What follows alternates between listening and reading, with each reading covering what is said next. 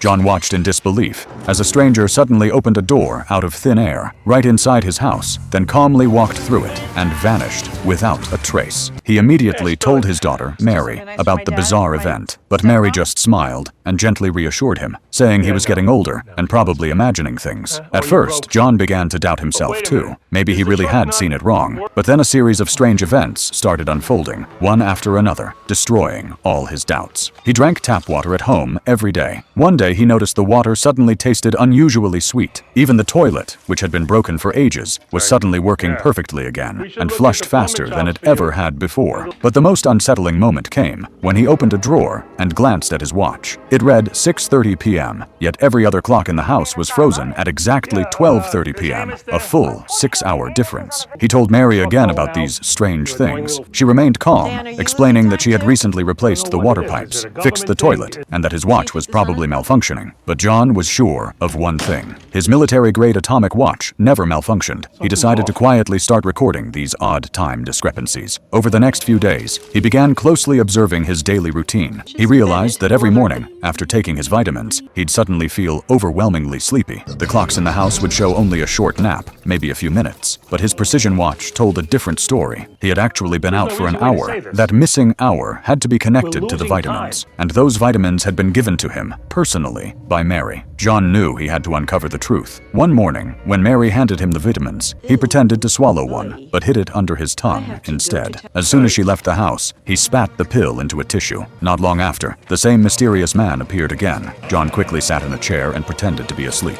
Just like last time, the man wheeled him out of the house, and then, as if parting a curtain in the air, opened a door into thin air and pushed John through. When John opened his eyes again, he found himself lying in an unfamiliar hospital room. He waited until he heard the doctor's footsteps fade down the hallway, then quietly climbed out of bed. But after just a few steps, he came face to face with the mysterious man. The man's face changed instantly when he saw John awake. He frantically tried to convince John that everything he was experiencing was just a dream, nothing more. But John was furious. He grabbed a scalpel from the nearby table and pointed it at his own chest. With a cold and steady voice, he said, "If this is a dream, I'll die right now and prove it to you." The man's face went pale, and his fingers began to tremble. At last, he lowered his head and confessed, revealing a long-hidden secret. But what John didn't yet know was that the truth was far more complicated than he could ever imagine.